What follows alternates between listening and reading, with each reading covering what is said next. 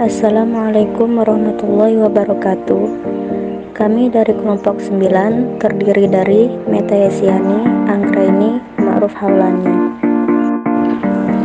Pengertian silabus. Silabus merupakan rencana pembelajaran pada suatu kelompok mata pelajaran dengan tema tertentu yang mencakup standar kompetensi, kompetensi dasar, materi pembelajaran, indikator, penilaian, alokasi waktu, dan sumber belajar yang dikembangkan oleh setiap satuan pendidikan.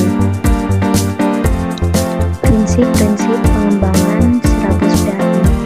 Ilmiah mencakup keseluruhan materi dan kegiatan yang menjadi muatan dalam silabus, maka harus benar dan dapat dipertanggungjawabkan secara keilmuan. Relevan yaitu mencakup kedalaman, tingkat kesukaran, dan urutan penyajian materi dalam silabus sesuai dengan tingkat perkembangan fisik, intelektual, sosial, emosional, dan spiritual peserta didik. Sistematis mencakup komponen-komponen silabus saling berhubungan secara fungsional dalam mencapai kompetensi. Konsisten mencakup adanya hubungan yang konsisten, ajak, taat asas antara kompetensi dasar, indikator, materi pokok atau pembelajaran, pengalaman belajar, sumber belajar, dan sistem penilaian.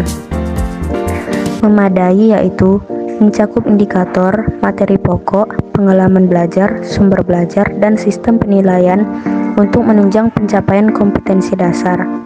Aktual dan kontekstual yaitu mencakup indikator, materi pokok, pengalaman belajar, sumber belajar, dan sistem penilaian yang memperhatikan perkembangan ilmu, teknologi, dan seni dalam kehidupan nyata. Fleksibel yaitu mencakup keseluruhan komponen silabus dalam mengakomodasi keragaman peserta didik, pendidik, serta dinamika perubahan yang terjadi di sekolah dan tuntutan masyarakat. Menyeluruh yaitu mencakup komponen silabus yang keseluruhan ranah kompetensi, kognitif, afektif, dan psikomotor. Langkah-langkah dalam pengembangan silabus. A. Mengkaji standar kompetensi dan kompetensi dasar. B. Mengidentifikasi materi pokok atau pembelajaran. C. Mengembangkan kegiatan pembelajaran. D. Merumuskan indikator pencapaian kompetensi. E. Menentukan jenis penilaian. F. Menentukan alokasi waktu. Dan G. Menentukan sumber belajar. Perencanaan dan desain pembelajaran PAI.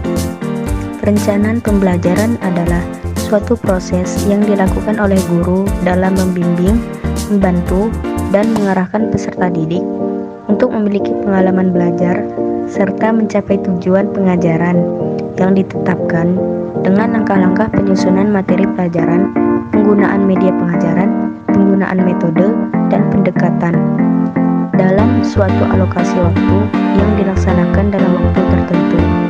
Desain pembelajaran yaitu aspek dari proses pengembangan yang terdiri dari riset atau analisis, desain atau sintesis, produksi atau formasi, distribusi atau penyebaran, utilisasi atau kinerja, eliminasi atau penghentian yang saling berhubungan.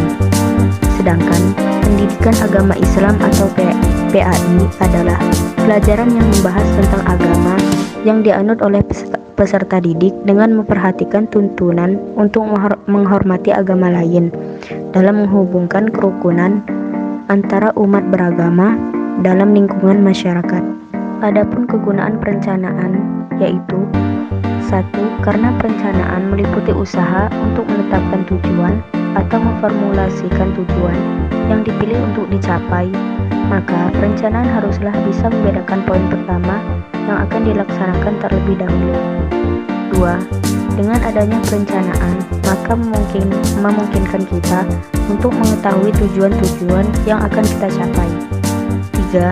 Dapat memudahkan kegiatan untuk mengidentifikasi hambatan-hambatan yang akan mungkin timbul dalam usaha. Untuk memenuhi tuntutan tersebut, maka berlaku prinsip-prinsip perencanaan, yaitu perencanaan harus bersifat komprehensif. Perencanaan pendidikan harus bersifat integral. Perencanaan pendidikan harus memperhatikan aspek-aspek kualitatif. Perencanaan pendidikan harus merupakan rencana jangka panjang dan kontinu. Perencanaan pendidikan harus didasarkan pada efisiensi. Perencanaan pendidikan harus memperhitungkan semua sumber-sumber yang ada atau yang dapat diadakan. Perencanaan pendidikan harus dibantu oleh organisasi administrasi yang efisien dan data yang dapat diandalkan. Desain pendidikan agama Islam dalam pengajaran. Yang pertama, review. Kegiatan ini dilakukan dalam waktu 1 atau 5 menit, mengukur kesiapan siswa untuk mempelajari bahan ajar dengan melihat pengalaman yang dimiliki oleh siswa. Yang kedua, overview. Dilakukan tidak terlalu lama, berkisar antara 2-5 menit. Guru menjelaskan program pembelajaran yang dilaksanakan dengan menyampaikan isi secara singkat dan strategis. Presentation, yaitu inti dari proses kegiatan belajar mengajar.